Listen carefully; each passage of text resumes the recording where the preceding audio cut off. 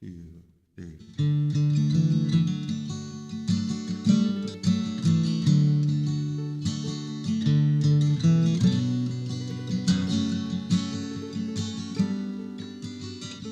This time of day, everything's okay. I take a long look around, I have to say, this time of year, it becomes clear. Hi, I'm Willie Jones, and I would like to welcome you to your friends and neighbors. We are going to continue a show that we did, a couple months ago with my friend Ellen Havlack from the Bennington Bookshop. If you remember, or maybe you didn't see that show, we had a subtitle, Book 'em, Ellen. So this is Book 'em, Ellen #2. And it's always a pleasure for me to have Ellen with me. She used to join me on WBTN on the radio show, and it was always fun. She brought a lot of books, and she's done the same thing today. And so what I would like to do is to take this moment to welcome Ellen Havlack to your friends and neighbors. Well, thank you, Willie, for inviting me. Yeah, it's always well, a pleasure to come. I always love doing this show. You know me and books, and I like quotes too. And as we were sitting here, Ellen said, "Oh, I have this quote on a pillow at home." And Thomas Jefferson at one point said, "I cannot live without books."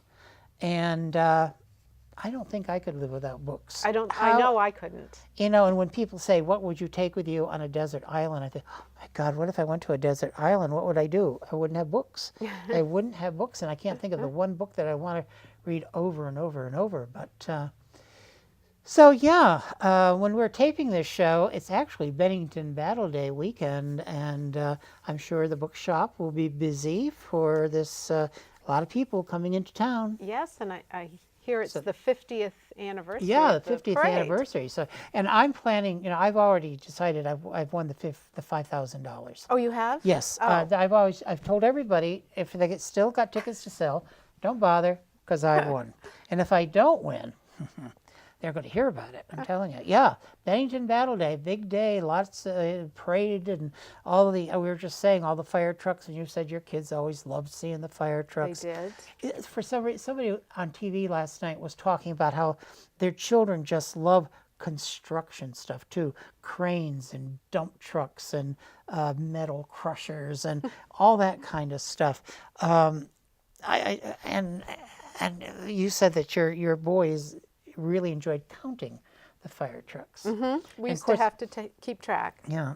So, well, anyways, that's Bennington Battle Day, and it's all. By the time this is on the air, it's over, done with, gone. So what we're going to do today is Ellen is going to share some of the books that they have at the Bennington Bookshop. She's also going to talk about some of the books that she has read and written down a few little notes about. And I always look forward to her suggestions. And if you are listening, remember, any of these books you can get at the Bennington Bookshop. And if they don't have it when you go in, just ask them, and they are very happy to order any books for you. I get books quite often. I'll see something in Entertainment Weekly or whatever, and I'll go in and say, they probably think, what is this book he's talking about? But anyways. So I'm pretty eclectic in my taste. So what you got with you today? Brought a lot of everything. Well, a little bit. I shouldn't say a lot. I brought a little bit of everything, starting with little board books because now I have a 1-year-old granddaughter, and she's really starting to like books. And there's some great board type books that a 1-year-old can't destroy. And this is one of the first ones that I bought her, and it's like a little Freeze, an ABC train. And this one's a little stiff, but well, I wouldn't want to buy it all used up already anyway. So I like to know that people haven't been going through it. It's an accordion. And anyway, it has all the little it's a circus train. It has all the little animals in it, and that's very cute. All the letters of the alphabet. Very cute. And you can set it up along in a room. Or, yeah. She really likes this one. You know, another quote I have here, I don't know, there's a woman named Anne Schlee, and when you're starting with children's, we believe in books. Somehow we want to make childhood better, and we believe that a book given at the right moment can work magic in a child's life. And these are just the kind of books. These and Pet the Bunny and Goodnight Moon and all of these books that are so popular through the years. I know. They and they still are. Yeah. Yeah. Goodnight Moon. Every kid should have Goodnight Oh, Moon. I know it. Oh, and Pat the Bunny. And this is another one. It's called Count-A-Block, and there's also an ABC one that's just like it. It's very thick. This one goes up to 100, and each number gets 2 pages. And number 1 acorn becomes 1 tree, and each number becomes something. And once you get to 10. It goes what's after 10, and it goes up to 20, and then you get 2 pages for 20, and it goes all the way up to 100 puzzle pieces, and then it folds out and makes one giant puzzle.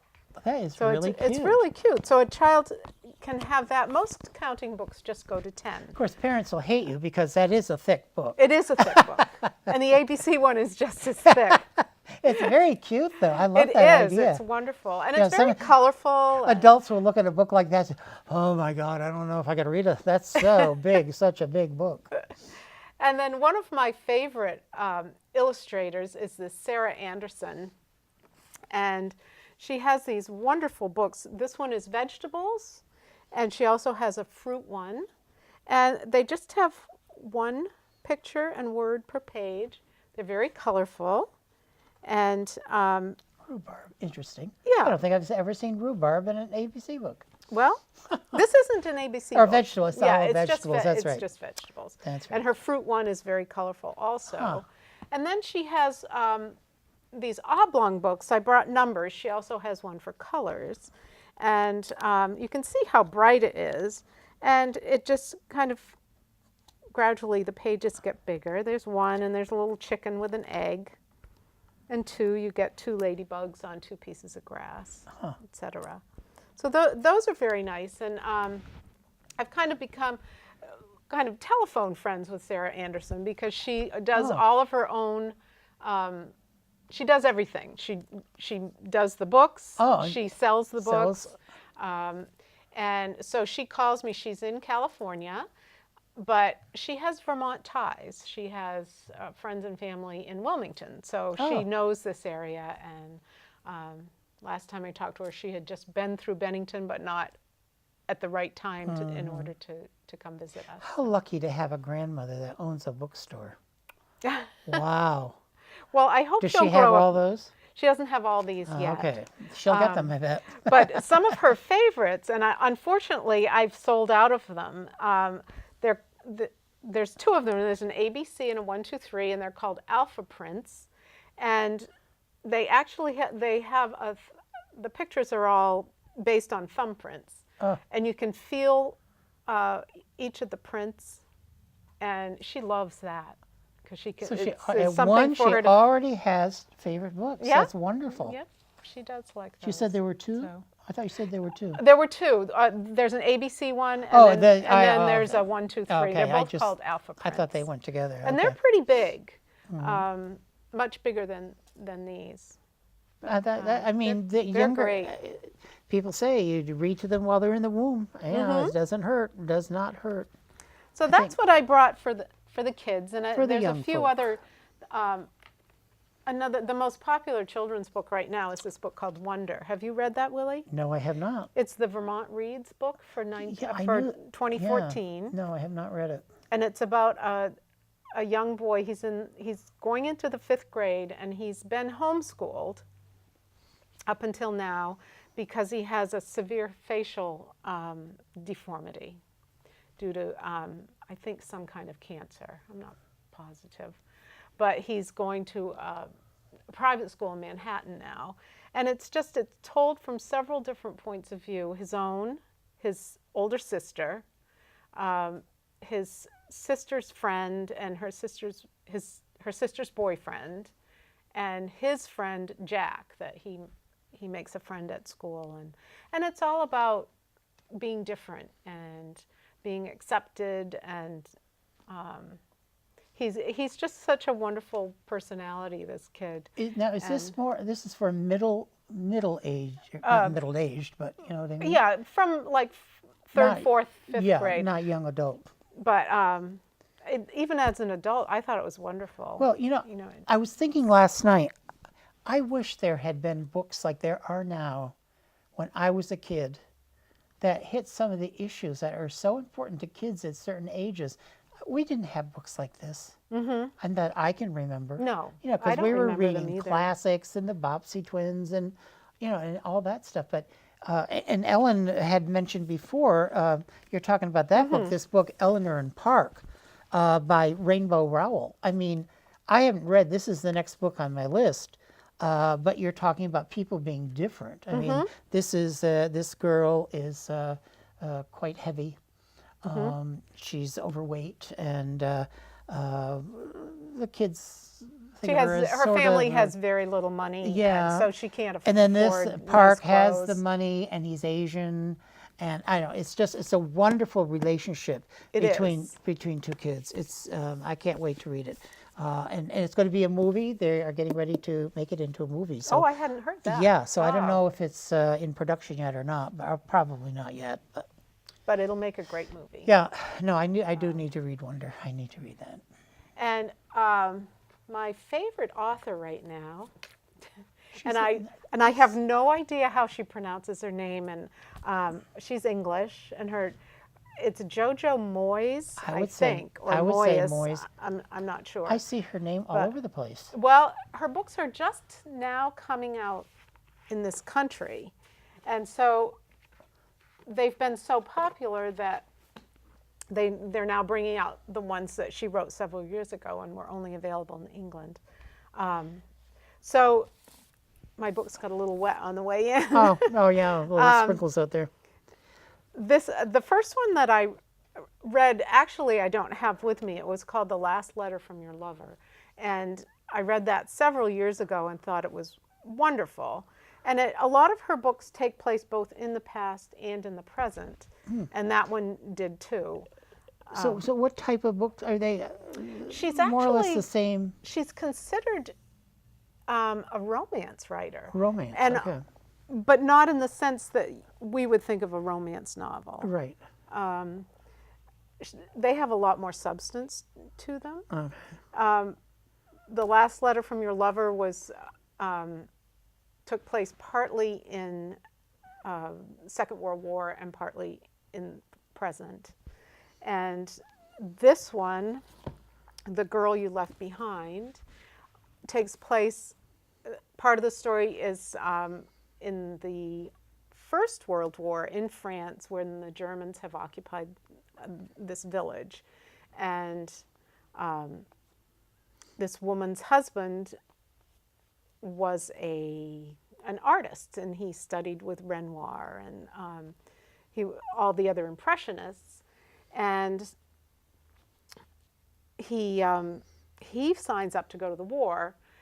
She returns to her native village to run her parents' hotel and bar, and he had painted a portrait of her that the German commandant loves.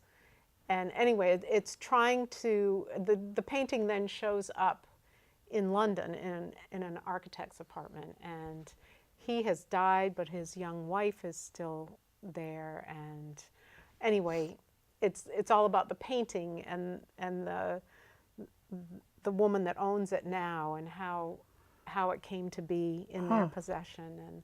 And there's a lot about the First World War too in France. So that was great.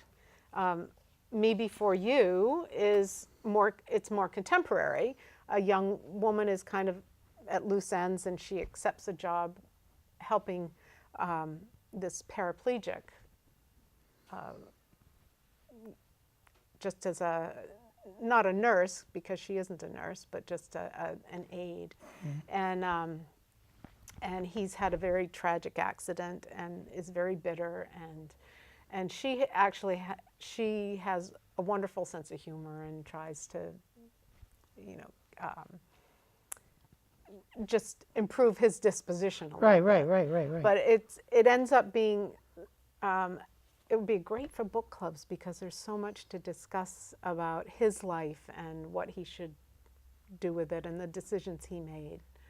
Well, speaking of decisions, do you have to make a decision for your book club soon?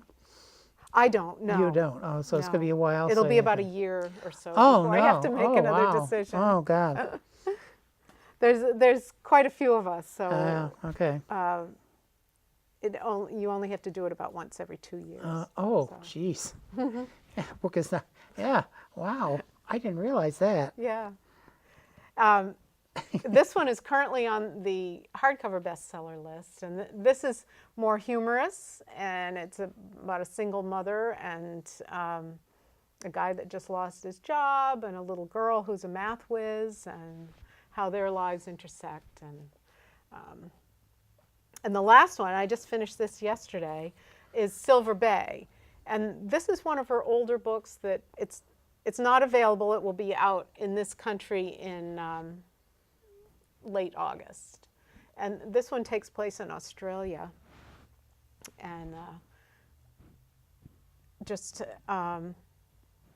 you know, it's about the whales, you know, saving the whales and saving this little village. They're from a big development.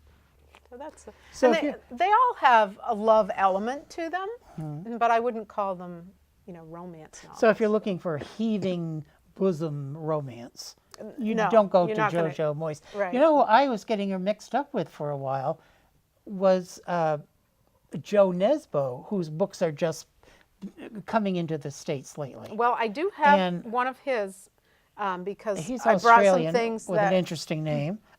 Oh, I didn't know he was Australian. I thought he was Scandinavian. Oh no, that's right. Sorry. No. Anyway, I have one of those. I brought some things and those are Rick mysteries. likes. Yeah, those are Yeah. good. Yeah, I like him too. But I was thinking JoJo Moyes, Joe Nesbo. I mean, Yeah. I was. Although I believe his name is pronounced Yo. Oh, Yo Nesbo. Okay, Yo Nesbo. Right now, I just started this one. It's called Good Grief, and it's not available yet. It will be in November. And it's Ellen Stimson is the author, and she lives in Dorset, Vermont. Oh. And she wrote another book called Mud Season I should get about her down here. moving to Vermont and buying the country store in Dorset Oh, okay. that she and her family ran for a short period of time. Okay. And that's covered in Mud Season. This one is Funny it's cover. just she's hysterical. And I don't often laugh out loud when I'm reading a book, even if it is funny. I might chuckle or something. But she's hysterical. I just, excuse me, read the part about her setting the table and then with lighting the candles, having maple leaves on the table. Would you like a little of your water? That's okay. And she goes upstairs to fix her hair, and the candles catch the leaves on fire. Geez. These are all true stories. That's something would happen to me. So- Sure. So that's pretty funny. Anna Quindlen, I love her books. No, she's been around a while. She has. And this one is not at all funny, but it's a It's a funny title. once famous photographer who's fallen on Bad times. bad times, and so she moves to a little cabin in the woods, and of course meets a gruff Oh, okay. man about her age who fixes things for her. And anyway, it's Heard this story just a before. nice story. But yeah, I'm sure. Yeah, I don't think Grace ever read her that I can remember. she writes novels, and she also writes columns, and a lot of times her But it's columns will be put into I don't a think book. the title "Still Life with Breadcrumbs." And you said it's not necessarily funny, but it's a funny title. It is a funny title. And here's the the other Rainbow Rowell book. Oh yeah, Eleanor and Park you were talking Right, about. same author as Eleanor This and is Park. her adult one. Yes. Okay.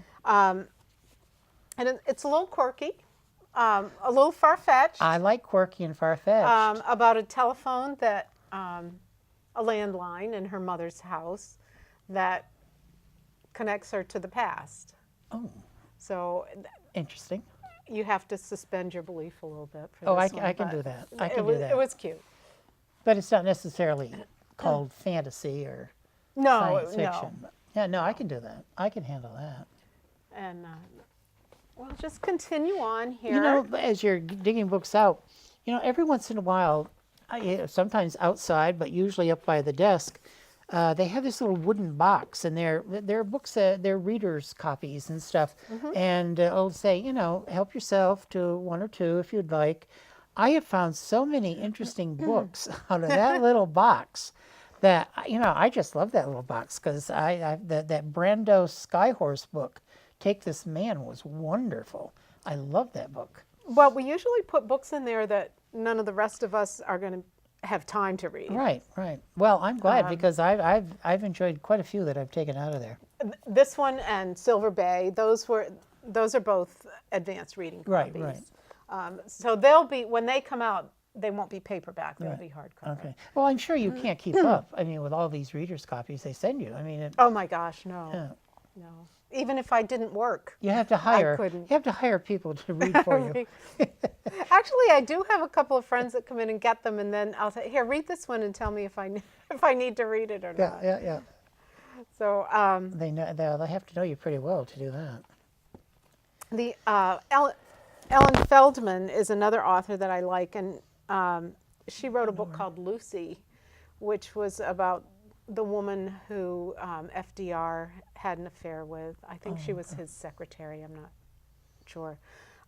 This one takes place during the Cold War, and it's called The Unwitting, and it takes place in Washington, D.C., and people are working for the CIA, and husbands and wives don't know this, and so there's a lot of. And it's fiction. It is fiction, yeah. Cold War fiction. Okay. So it's kind of, I think part of it takes place in Moscow, so it's very dark and I don't gray know I don't know if I want to read that or not. Did you read that? I did read it. You did read it. I enjoyed it. I like her writing. Okay. And it just sounded like a neat story to me. This is the genre that I love. This one's Mrs. Hemingway by Naomi Wood. I know you do. And it's just the summer of 1926, and it's about Ernest Hemingway and his, actually, all three of his wives. Oh, in that little book. Actually, four of his wives. Oh. You get a little bit of each one of them in this story. So it's not just the one wife that was in The Paris Wife. Oh, okay. So. Oh, now this looks interesting. And another one called Mrs. Poe, who she was the wife of Edgar Allan Poe, and of course they had a very tragic story, and she was he was a very strange man. She was much younger than him, and was actually his cousin, I believe, and just like Jerry Lee Lewis. And anyway, she was always very ill. She actually had, well, it was called consumption then, but it's tuberculosis. Mm-hmm, yeah. And then he meets this other woman who is more his age and falls in love with her, and she's married, but her husband has left her. And now, is this written as fiction, or is it considered non? It's written as fiction, but it says a novel, just about all the characters were real people. I always liked. I used to be crazy about Poe when I was a kid. I just loved reading. I learned The Raven once upon a midnight weary, while I pondered weak and weary over many quaint and curious volume of forgotten lore. Well, I think you might like this. I think I would like to read that. Yeah, no, I was into Poe. I was never really into him. Yeah, I really had to liked him. I got it for a while. I got into Edgar Allan. But it's a very good novel, I must say.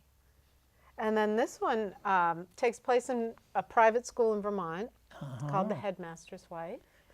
And it opens up in Central Park, New York City, and the headmaster is arrested. He's found wandering around naked.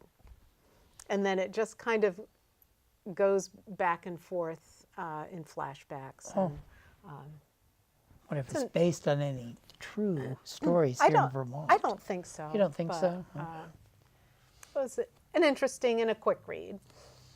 And then these two are my next book club selections. Oh, okay. Not my selections. No. We'll be reading A Tree Grows in Brooklyn, which an oldie. Is an oldie but goodie, and I read it back in the 70s, I think. Yeah. So I'm looking forward to reading it again because I know I loved it. And, Betty who? Betty Smith. Smith. Yes, Smith. That's easy. I should have remembered. And then after that, we're reading The Art Forger, which is about the stolen paintings from the Isabella Gardner Museum in Boston. Okay. So that should be there good seems too. to be, I mean, there was the Art Forger. There was another book down here. You were talking about art. I can't remember which one it was. And then there's the Goldfinch. Seems to me like there's a lot of books coming out with an art theme to them. Or there's one called The Painted Girls too, and okay. It's one of the books I'm going to take on vacation with me. Oh, okay. And that's when she really reads. And that's about I think two ballerinas, two sisters that Degas painted. Oh. So they should be selling that down at the Clark. Yeah, they probably are. They probably are. And that one's available in paperback. Okay. And Lisa See is another author that I really like, and this one is called China Dolls. And let's see, what Dreams of Joy and Shanghai Girls are some of her other books, and I've read both of those. Yeah, I love the cover. This is about three girls that meet by chance in San Francisco and decide that they're going to audition for these exotic dancing Oh, this sounds good. shows. Are they all Asian? They're all Three Asian. Okay. They're all Chinese. Chinese. So that it just follows them throughout their lives, and sounds interesting. It was good, I like that. And Barbara Kingsolver was another book that Flight Behavior was another book that we read for our book club. She's been around a while. Yeah, this one is all about the monarch butterflies and their migration. Yeah. They end up in a place in West Virginia where they've never come before. Oh, in West Virginia, yeah, because usually we hear about Capistrano, right? No, no, that's the other. I can't remember no, where that's they were the swallows. supposed to go. The swallows go to Capistrano. And then we have Just another writing down a couple titles here. Erica Roebuck book. She wrote Hemingway's Girl and Call Me Zelda, about Zelda Fitzgerald. And this one is about Edna St. Vincent Millay and her husband. Poet. And a young woman that lives in the town where they live, and how their lives intersect, and how they become friends and help each other. Then, I didn't see this movie, and I haven't read the book either. Well, I haven't seen the movie, Fault in Our Stars, but the book is wonderful. Yeah, I understand. And I'd really like, I need to read some of his other titles that are also very popular, and came out before this one came out. But right. No, he's very popular now. Yeah. I guess people fell in love with this book. Now they're going back and reading his others. Yeah. He doesn't have a new one out, does he? No. I don't think so. Not that but I know of. well, this has been made into a movie. Oh, yeah. Yeah, I was here about a month ago or so, yeah. I would like to see it, but... Yeah, I would like to have seen it, but I missed it. In case you don't know, it's a story of a young woman who has cancer, and she meets a young man that is in remission at a group meeting, and they fall in love. Yeah, Shailene Woodley was in it. She's one of those up and coming actresses. She's so good. Does she have the main part? Yeah. Yeah. I've seen trailers, but I haven't. Yeah, she was also in the movie they did of Divergent. That was Shailene Woodley too, and she was in The Descendants, the George Clooney.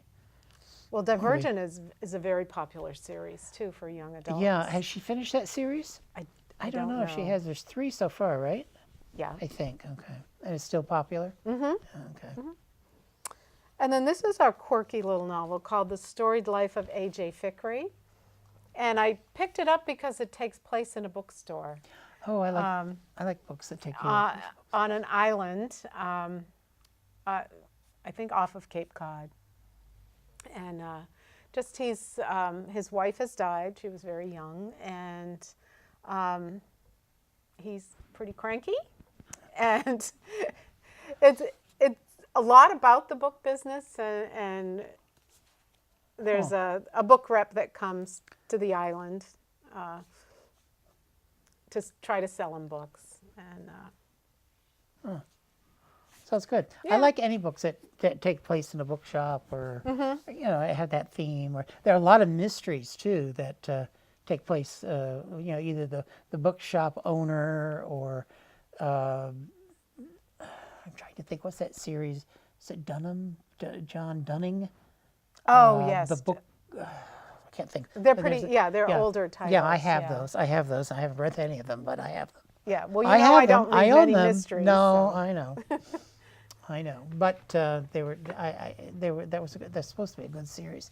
I wish I hadn't read. Now, this one looks pretty risque. It's called Madam. Oh, I think we talked about this last time. Did we talk about it the last time? I think we did, and I thought it did sound good. It's about New Orleans and the building of the red light district in New Orleans. And you said it wasn't that risque at all. No, it wasn't. And Really wasn't it's actually based on a real person. And a lot of the characters are real people. The photographer that actually took this picture was a real photographer that did a whole series of pictures of these women. And tights like that are popular now. they're great, aren't they? Yeah, I can see college students wearing those around. But it was interesting, and you got a lot of history too of New Orleans and how it came. Cool. Yeah, I like that. All came about. Good idea. And then Gentlemen Prefer Blondes. Anita Loos. Yeah. It was. I had never seen the movie. Marilyn Monroe was in the movie. You still have it? Oh no, I've seen. Oh. I read this and then I saw the movie. Oh, it's such a fun movie. I read the book and I knew that Marilyn was in the movie, and so all I could see was her in this part. And it's just this laugh out loud But story. it is different. It's not quite the same. No, it isn't quite the same. As the book. But the kid that's in that George Foghorn Winslow, the kid with the deep voice, he is so funny, especially when Marilyn Monroe's got her butt out the porthole, and the kid, he's got the that kid was so funny. He didn't do much. It was just. But they called him both Foghorn. The book and the movie were wonderful. Yeah, I have a little. Speaking of movies and books, I have a little quote here. You can keep talking. Here it is. It says, "I never judge a book by its movie." Oh, I just saw that somewhere recently. It says too. Anonymous. I have no idea who it came from, but I never judge a book by its movie. And right now I'm reading a book called The Leftovers because I'm watching the show on HBO. And I can't stand to wait to see what's going to be happening in this show. So I started reading the book, and it's like almost reading a whole different book, because the head character in the show is a police chief, but in the book it's the mayor. The mayor is a black woman in the book. So things change around, and I'm enjoying the book just as much as I'm enjoying the show. But I have to sort of separate them into two different entities. Mm-hmm. It's really strange. But so often people say, well, I saw the book, but I read the book, but I don't want to see the movie, or I did see the movie and the book was so much better. Usually the books are better. Well, because you can put your own personality into it. You can read into it. You can see people. if they make a movie and the characters don't look like you had them pictured in, I see this 50 Shades of Grey. I've seen the ad for it and all this stuff. They don't look like the characters to me at all. But I can't imagine how they're going to do that as a movie. I don't understand the casting, but whatever. Wasn't my job. All right, my last novel here. Maisie Dobbs. Well, it's the author of Maisie Dobbs. It's Jacqueline Winspear, but it's not part of the Maisie Dobbs series. I love Maisie Dobbs. This is a standalone novel that takes place in England during the First World War. And I haven't started it yet, but it's on top of my pile to take on vacation. So yeah, they're very interesting. Yeah, they're really, yeah. Maisie Dobbs, I love. Well, the woman, of course, will be left to take care of the farm by herself. So we'll see what happens. No, Maisie Dobbs. So if Willie, you talk for a few minutes, and I'm going to get out a as few you're doing other that. things. Well, no, I have a few other. Well, actually, I do have another book here with me. If anybody likes the novels of Larry McMurtry, my husband does. He, I can't remember where did I get this book? I don't know. Maybe when I was out in Chicago, but he's written.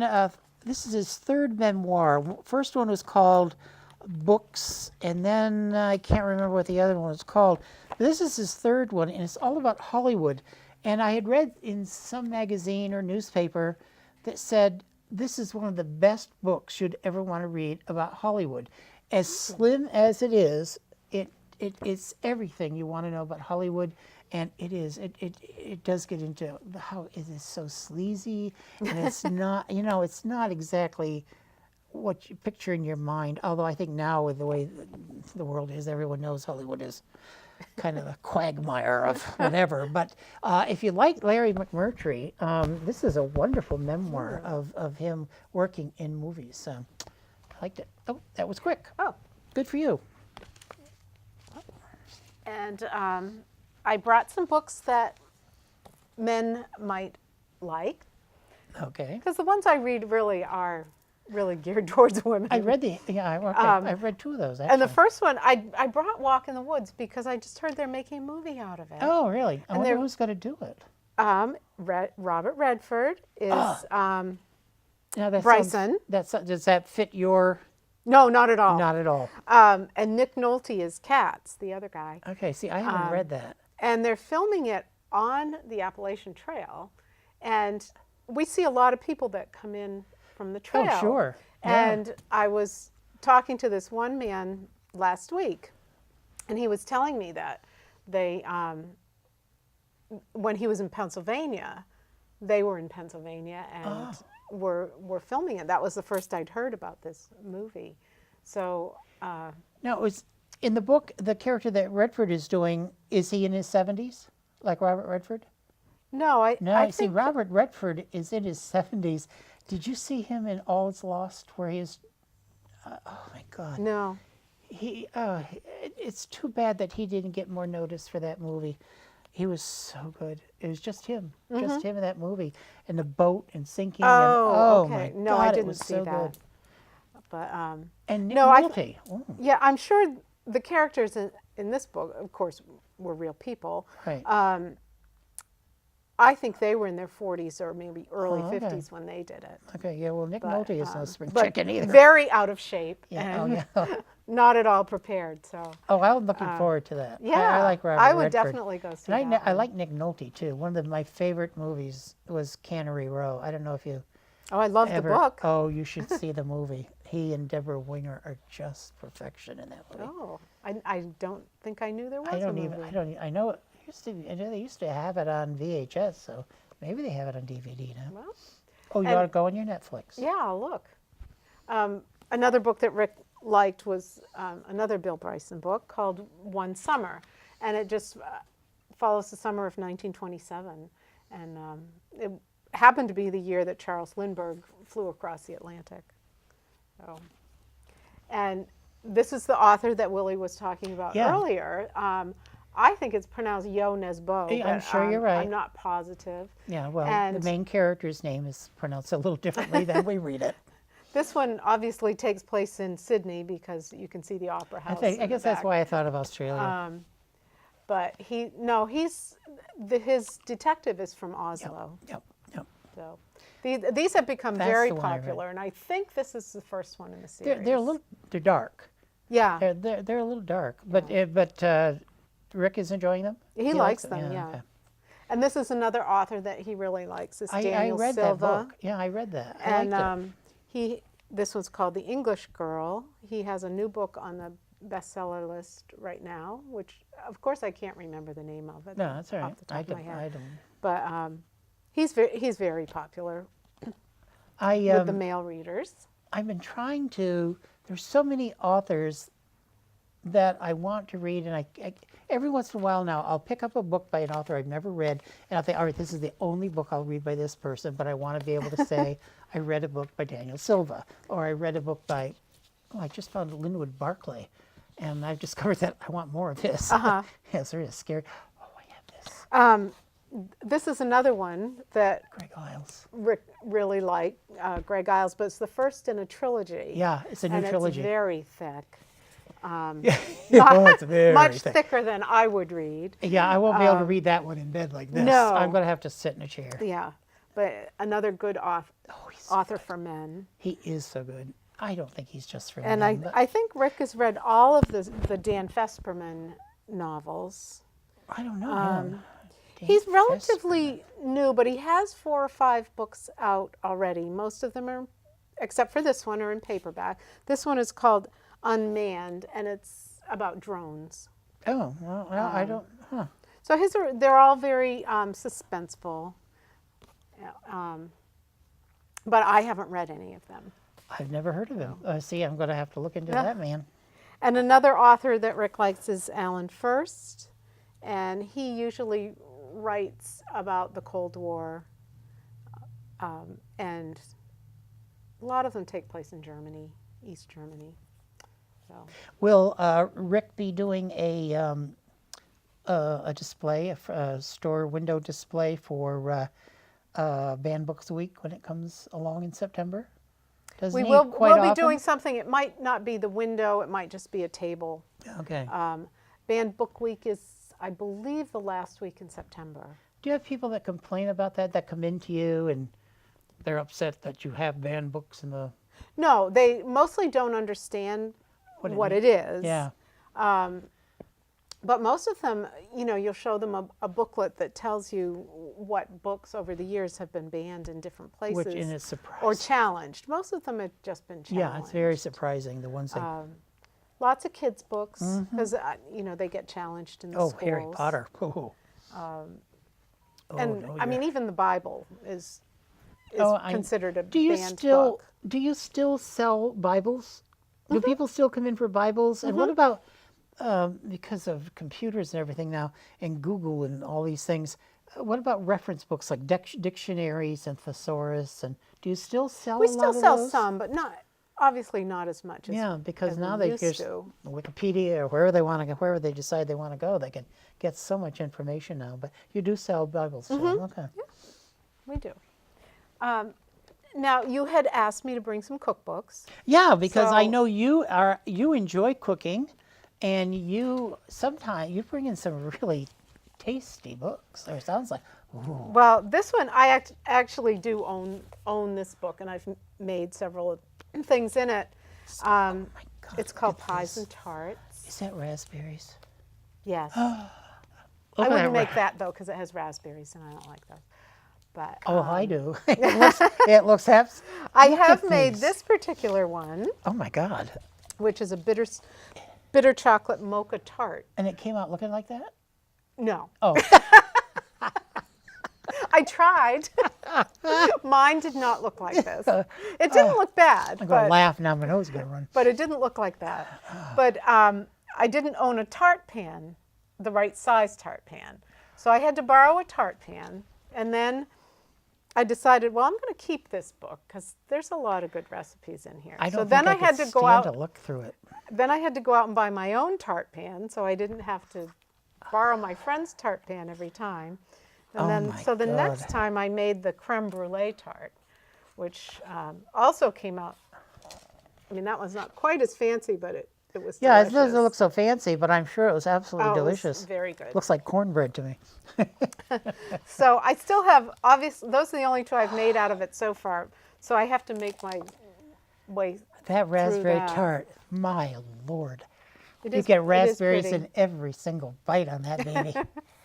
Yeah, that would not be to my liking. But, now, Rick's the bread baker in our family. Yes, I know don't you make had mentioned, bread. yeah.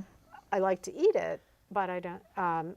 So this one, he likes this one because it's a no knead bread, and you make the dough the night before and then you let it sit. But isn't that one of the things about kneading? You get the frustrations though if you're kneading, right? Yeah, I guess. Maybe Rick isn't frustrated. Well, he does like to make kneaded bread Does he? also, but these are just. this is easy, They have yeah. an entirely different flavor, and Oh, and really? It's so good, and he makes an olive bread from here that's just delicious. Now, when you say olive, like you mean what kind of olive? A Spanish olives? The green and black Spanish- olives. Oh. Not the kind you get in a brine, the Sounds kind that are in interesting. olive oil. That's delicious, and that's my favorite kind. And he's I'll made ciabatta, and I'll try any kind of bread. so those are two of our favorite cookbooks. You know, I went to the movies yesterday to see Guardians of the Galaxy, which I absolutely loved. It was so funny. But I do not understand, now at the movie theater they have real butter or popcorn butter. And they'll ask you, do you want popcorn butter or real butter? And I'll say, what do you think? And they said, no, a lot of people prefer the popcorn butter. Oh, really? Ugh, I'm thinking, why? And I just brought this cookbook because I think it's hysterical, and it makes me think of my mother. And Bill Cosby. Because my mother was one of these people that had a whole shelf full of Jell-O in her kitchen. Oh yeah. Well, yeah. When I was growing up, the Jell-O was always in the house. If you went anywhere, you brought a Jell-O salad. Right, or aspic. Aspic, yeah. And that one I did like. I didn't like aspic. Tomato aspic, I liked that. No. But she was always making things out of Jell-O. Never anything quite That this fancy? ornate. And the pictures in this book, truthfully, they just look gross. But Did I say a whoopie? Did I say a whoopie pie in the well, there front? some of the With Jell-O? recipes. Well, some of the recipes used Jell-O pudding. So okay. so that would have been. Yeah. I've never I mean, been that a one fan of doesn't either look one, actually. too bad, but or Jell-O or pudding. Is that what you saw, Willie? Yes, that must be it. Yeah. Those actually don't look too bad. But I just look at that and I just laugh. I used to, if I could find goofy molds, Yeah. Jell-O molds, I would always buy her one for Christmas. or You know, whatever. speaking of things that taste good, Stewart's has an ice cream flavor, a limited edition. I think it's still around, called Salted Caramel Mochaccino. Ooh, that sounds good.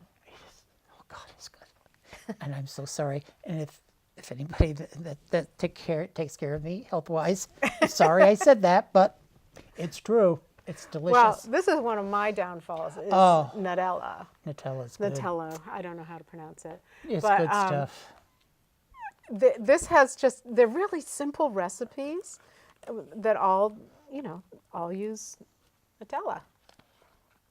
And I've given this actually as a gift to several people. Oh, Nutella is really good. But I don't have it myself, so I haven't made any of those. And then there's a whole cookbook for avocados. I can't get into avocados. The only thing I do with avocados is make guacamole, Guacamole? or just eat them in a salad. Is it guacamole? What is the right pronunciation? Is it guacamole? I don't know. What did you say? Guacamole. Oh, you said mole. See, I don't know. I've heard it both ways. Yeah, me too. I don't know. So there's lots that you can make soup. You can make ice cream. I guess if you can have garlic ice cream, you can have Yeah, I guess so. avocado ice cream. I guess so. But there's even a recipe for brownies in here, avocado Okay. brownies. I don't know. I would be willing to taste it, but I'm not a big avocado fan. I do love them. And cookie dough. A lot of people like to just eat cookie dough. Yeah. And I think this is just their cookie dough recipes, but you do actually make the make the Yeah. cookies with them. And it's into preserving season. Everybody that has too many zucchini, or this happens to be dried tomatoes on the front of this. Not the most attractive cover, but no, you know. But it's colorful. It is, yeah. But this one, it has pickles and how to freeze and ferment and dehydrate, and with vegetables, meats, and even milk, which I was kind of surprised. Oh, that sounds good. Yeah.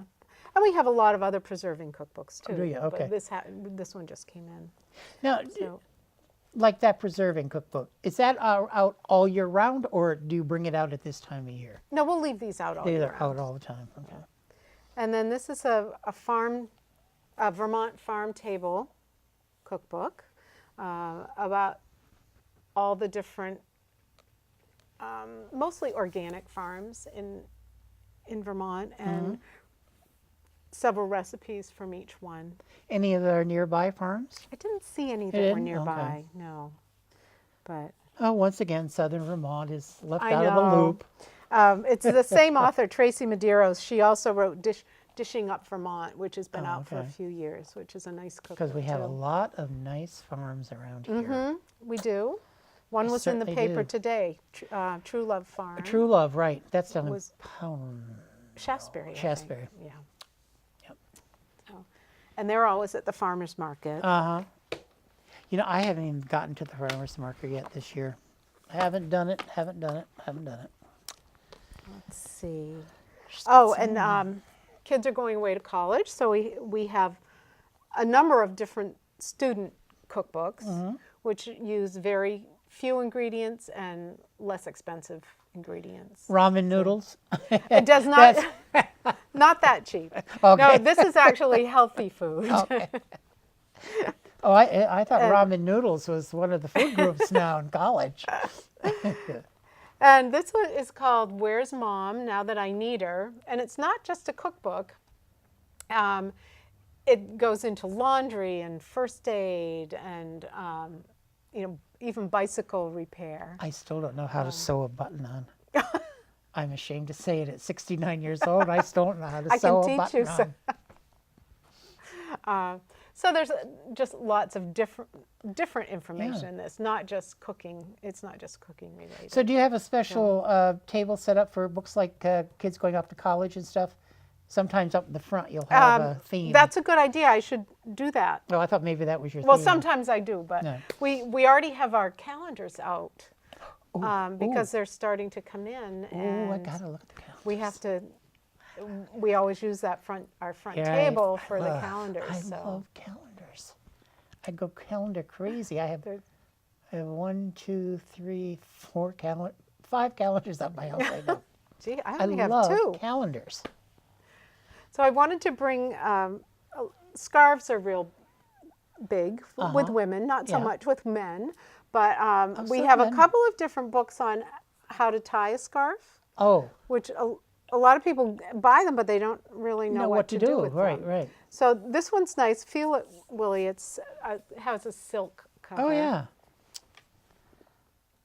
And 33 ways to tie a scarf. And then there's another one with 50 ways to tie a scarf. Okay. And I love this because of the illustrations. They're just little colored pencil drawings, but each one has a name. This is the Bandit, the Minnie Mouse. You know, each one of the 50 has a different name. I'm surprised they don't charge more for this because of this nice cover. $12.95. That's not bad. No. My last book is Roz Chast. It's a memoir in graphic form. Oh. So it's like cartoons. Okay, yeah. And it's called Can't We Talk About Something More Pleasant? And it's just her taking care of her elderly parents. Okay. Who live in an apartment in Brooklyn. They've always lived in an apartment in Brooklyn, the same apartment. And she's an only child. And these are just the conversations that she has with her parents about dying and going to a nursing home. Her it's very funny. Okay. Very, but yet sad. And I think people like you would appreciate it, Willie, because I know you've gone through that with your own mom. Oh yeah. And well, not just my mom. And I think a lot of people our age are going to see the humor in it, but also say, "Oh God, I've been there." Right. You know. Right. And I think everybody has been. But she puts a humorous slant to it, even though it must have been very difficult while she was going through it. And because we're getting a show together to do in September about Alzheimer's because of the walk that's coming up September 28th. And I mean, I can remember when I was a kid, it was always, as growing up, it was cancer. It was always cancer, and everybody didn't want to hear the C word. And it's a point now where I don't want to hear the A word because they've made so many strides in taking care of cancer patients, but Alzheimer's is still such a big, I don't know, Well, I've joined that walk. Curves of Bennington has a team. Yeah, I know Lisa here at Cat TV, Lisa Beyer, well, she would like to get a team. And my husband said he would walk with me, even though luckily of our 4 parents, none of them had Alzheimer's. But I still know I have many friends whose parents have been afflicted with it, and it's just something I support. And it's terrible. It's terrible to watch somebody just disappear in front of your eyes. And sometimes it's so slow and just, I don't know. All right, we don't need to end on that, Tim. I know we are getting close to the end here. I don't know. There was a couple of other questions I was going to ask, but I won't get to those, I don't think. I just want to remind people to support and shop local. This is an independent bookshop, the Bennington Bookshop, and I admit I get books at other places, but Ellen knows I get plenty of books at the Bennington Bookshop. Yes, you do. But, if you're out shopping, you never know what's going to happen. I was at Hannaford's looking at cards the other day, and Jay's homework, the younger, what's his name? The younger. Dan? Yeah. He walks by, he said, "Oh, looking at cards, are we?" Oh, Lord. So, they're wonderful. They will take care of you. Any books that you need ordered, they will order. They have wonderful gift wrap that they will wrap your books up. They have diaries and notebooks and wonderful children's section and we've got the calendars coming in. I got to come in with the calendars. And your number is 442-5059. Very good, Willie. Right, yes. right. And you said you have not a website, but you can be found.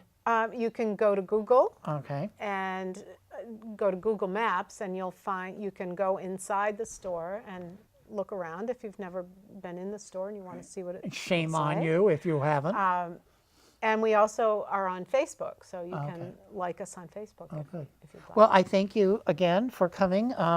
It's always we never run out of time, that's for sure. We always take it right up to the end. So I just want to thank you again for being here, bringing in these 2 heavy loads of books.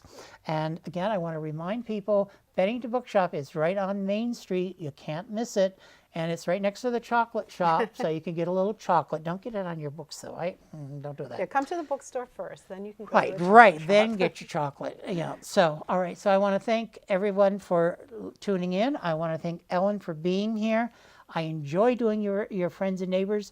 We got a lot of interesting shows coming up, or to me, they're going to be interesting. I hope they will be for you, too. So until we meet next time, until we do Book 'em Ellen number 3, Ellen, have a good time till we see you again.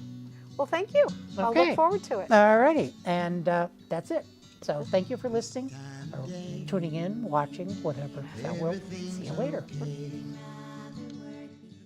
I take a long look around, I have to say,